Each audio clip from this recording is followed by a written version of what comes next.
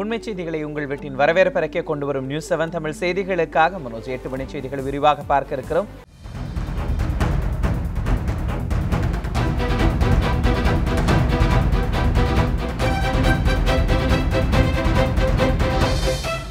TTV தினகரனை யார் என்றே தெரியாது என இரட்டை இலை சின்னத்திற்கு லஞ்சம் பெற்ற வழக்கில் டெல்லி போலீசாரால் கைது செய்யப்பட்ட சுகேஷ் தெரிவித்திருக்கிறார். முடக்கப்பட்டுள்ள இரட்டை இலை சின்னத்தை பெற்று தருவதற்கு இடைத்தரகராக செயல்பட்ட குற்றச்சாட்டின் பேரில் பெங்களூருவைச் சேர்ந்த சுகேஷ் சந்திரசேகரா டெல்லியில் கைது செய்யப்பட்டார். அவரை டெல்லி போலீசார் காவலில் எடுத்து விசாரித்தனர். அவருடைய காவல் முடிவடைந்ததை அடுத்து டெல்லி தீஸ் ஹசாரி நீதிமன்றத்தில் சுகேஷ் இன்று ஆஜர்படுத்தப்பட்டார். அப்போது நியூஸ் 7 தமிழ் செய்தியாளர் மதியழகனின் கேள்விகளுக்கு பதிலளித்த சுகேஷ் தமக்கு டிடிவி தினகரன் யார் என்றே தெரியாது என்றும் மற்றவர்களுடன் தம்மை பேச அனுமதிக்கவில்லை என்றும் அவர் குறிப்பிட்டார். I don't know him, man. I really don't know him. And they are not even allowing me to talk to anybody. So are you going to At least media? No. I'm going to the prison now. நீதிமன்றத்தில் ஆஜர்படுத்தப்பட்ட சுகேஷை மே 12ஆம் தேதி வரை சிறையில் அடைக்க நீதிபதி உத்தரவிட்டார்.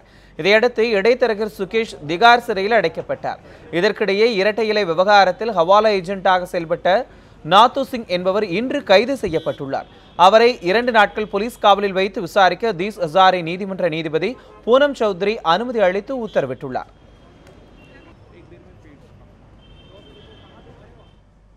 அதிமுக இணைப்பு தள்ளி போவதற்கு முறையான அழைப்பு இல்லாததும் தொடர்ந்து மாறுபட்ட கருத்துக்களை அமைச்சர்கள் வெளிப்படுத்தி வருவதுமே காரணம் என்று முன்னாள் அமைச்சர் செம்மலை தெரிவித்திருக்கிறார். ஓபிஎஸ் ஆதரவு நிர்வாகிகள் ஆலோசனை கூட்டம் சேலத்தில் இன்று நடைபெற்றது. இதில் பங்கேற்ற செம்மலை இபிஎஸ் அணியுடன் இணையாமல் தனித்து செயல்படுவதே தங்களுக்கு நல்லது என ஓபிஎஸ் ஆதரவு கட்சி நிர்வாகிகள் விருப்பம் தெரிவித்திருப்பதாக கூறியிருக்கிறார். புதைந்து கிடக்கிற அந்த சேலம் ஒருங்கிணைந்த மாவட்டத்தின் சார்பிலே நடைபெற்ற ஆலோசனை கூட்டம் என்று கூட சொல்ல மாட்டேன், நிர்வாகிகளுடைய கருத்து கூட்டத்திலே அத்துணை நிர்வாகிகளும் ஒரே குரலில் இணைப்பு கூடாது என்ற அந்த கருத்தை வலியுறுத்தி சொல்லியிருக்கிறார்கள்.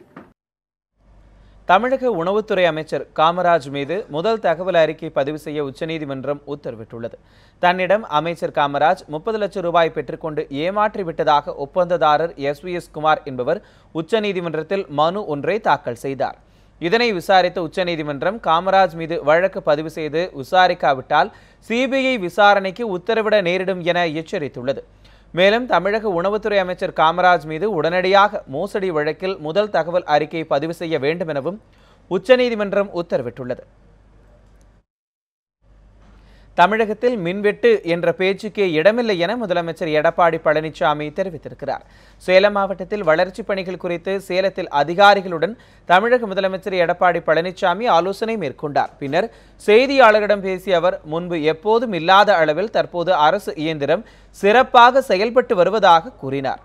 மேலும் தமிழகத்தில் பாதிப்படைந்த விவசாயிகளுக்கு உரிய நிவாரணம் வழங்கப்பட்டு வருவதாகவும் முதலமைச்சர் எடப்பாடி பழனிசாமி தெரிவித்திருக்கிறார்.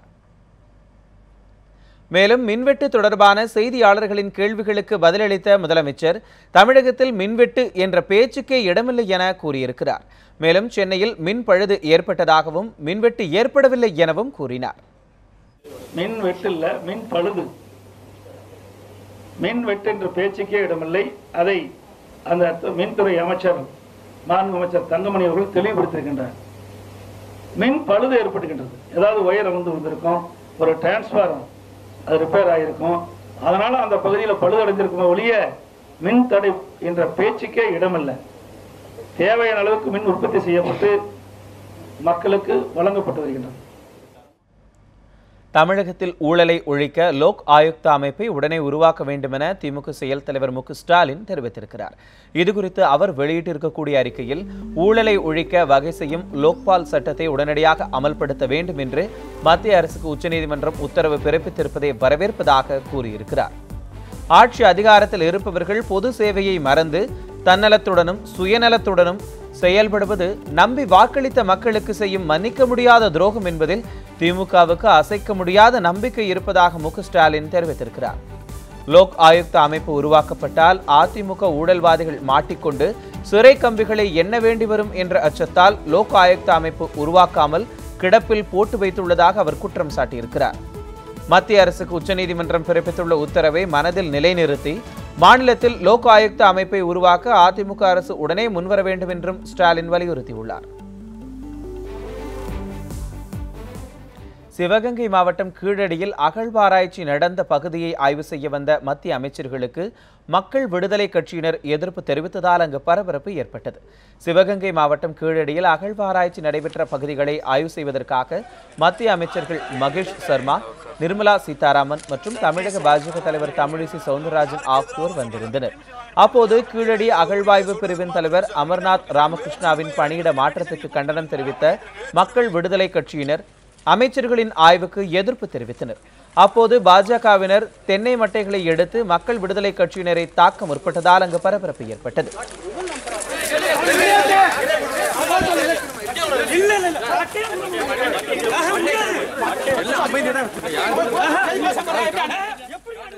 இதற்கிடையே மோதலை தடுத்து நிறுத்தும் பணியில் போலீசார் ஈடுபட்டனர். மேலும் மக்கள் விடுதலை கட்சியினரை போலீசார் கைது செய்ய முயன்ற நிலையில் இரு தரப்பினருக்கும் இடையே மோதல் வெடித்ததால் அப்பகுதி போர்க்களமாக காட்சியளித்தது.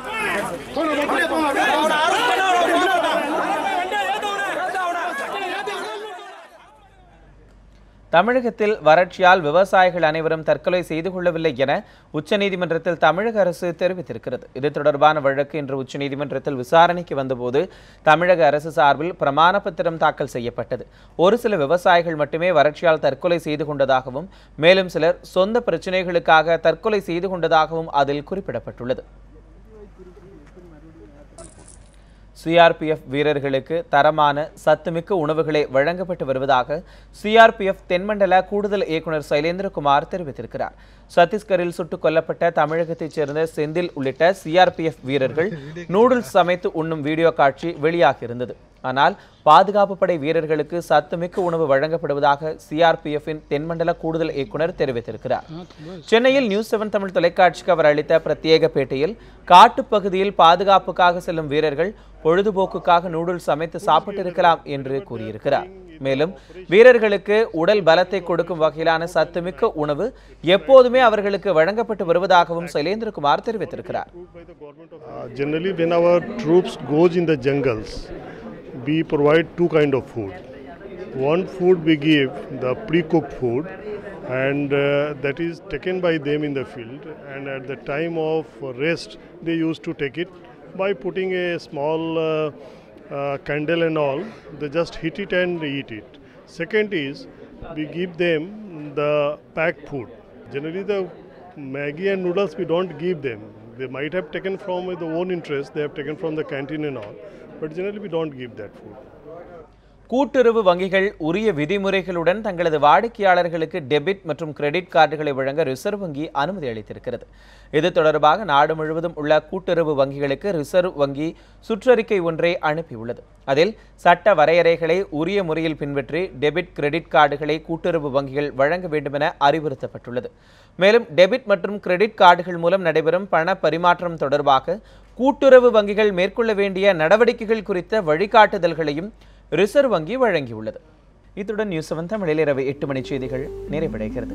தொடர்ந்து புதிய செய்திகளை புதிய கோணங்களில் காண நியூஸ் 7 தமிழ் தொலைக்காட்சியை பாருங்கள்.